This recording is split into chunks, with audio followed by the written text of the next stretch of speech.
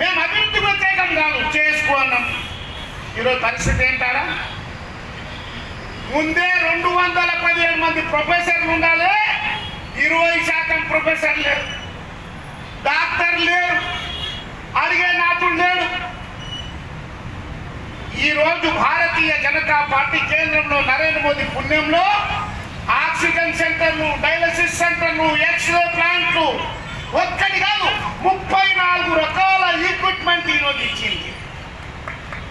2017లో ఈ దవాఖాన పడిపోతుందని చెప్పి ఇచ్చిండ్రు ఇంజనీర్.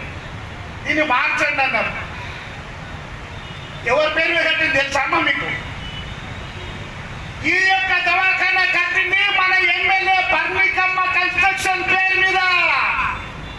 ఇదే శివకుమార్ రెడ్డి గారు కట్టారు ఆ బిల్డింగ్. వాళ్ళ ఊర్లలో ఉన్న తాతలు కట్టిన బిల్డింగ్ 100 సంవత్సరాలు కూలిపోలే, కానీ వీళ్ళు కట్టిన బిల్డింగ్ 20 సంవత్సరాలు ఖతం అయిపోయింది. ఇక చెప్పండి, వీళ్ళు రాజ్యం వెళ్తే ఎట్లుంటుంది ఆలోచించండి. నాసి రకమైన కట్టమే కదా, మరి 20 సంవత్సరాలు ఎందుకు కూలిపోయింది ఆ దవాఖానా? మరి 10 ఏళ్ళ లోపల దాన్ని షిఫ్ట్ చేయమంటే ఈ రోజు ఎందుకు ఆలోచన చేయలే? 1.5 సంవత్సరం అయింది కదా నీ వచ్చి. మళ్ళీ దాని మీద కోట్ల రూపాయలు ఖర్చు పెట్టిండు కేంద్రం నుండి వచ్చినటువంటి నిధులు. ఈడ ఇప్పుడు ఒక ఆయన జమైండు మన దగ్గర, ఆయన ఇన్ఛార్జ్ ఉన్నారట. ఎవరికి చెప్పైతే చేసేదారు 1వ తారీఖు షిఫ్ట్ చేసేసి. చిన్నపిల్లల హాస్పిటల్ స్వచ్ఛంద సంస్థ కన్స్ట్రక్షన్ చేసి 3 కోట్ల రూపాయలు ఖర్చు పెట్టి కన్స్ట్రక్షన్ ఇస్తే అది కూడా పనిచేసిండు. మా ఎమ్మెల్యే చెప్తుంది, మేము మహిళల కోసం మంచి హోటల్ తెప్పించిన మహిళలకు షాక్, అది కూడా బంద్. పాపం జిల్లాలపూర్ ఆడోళ్ళు ఇచ్చి అప్పు తీసుకొని ఇప్పుడు పరేషాన్. ఎక్లాస్పురం ఆమె ఊరు పోయి చెప్పుకుంటున్నది, నేను ఆడపిల్లలకు హోటల్ తెచ్చిన, ఆడపిల్లలు కానుకుంటానంటే దవాఖాన చూసిన. సిగ్గు శరం ఉండాలి ఇలా జరనా? ఒక్కసారి ఆలోచించే మనం అని చేస్తున్నా. నారాయణపేట నుండి గడ్డ మీద బస్సు ఫ్రీ, పాపం ఈ నుండి ఆడోళ్ళు ఆడికి పోతున్నారు.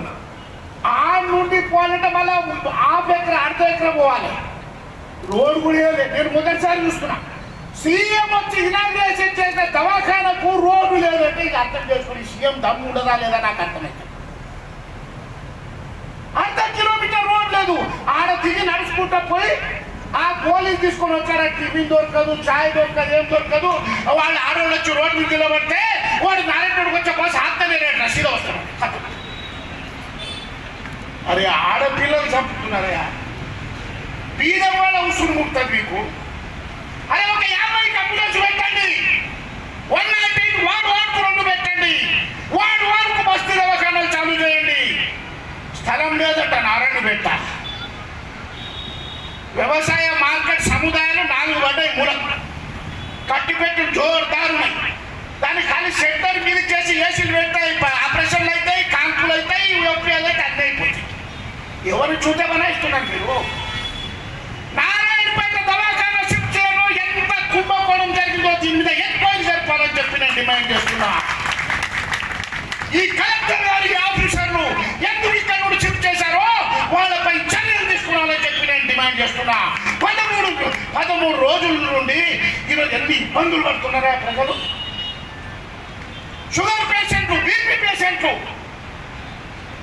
ఆడవాళ్ళు స్కానింగ్ కోసం జ్వరం వస్తే, జలుబు చేస్తే ప్రైవేట్ హాస్పిటల్లో పోతే 100 రూపాయలు తీసుకున్నప్పుడు 300 చేసిందట మొన్నటి నుండి.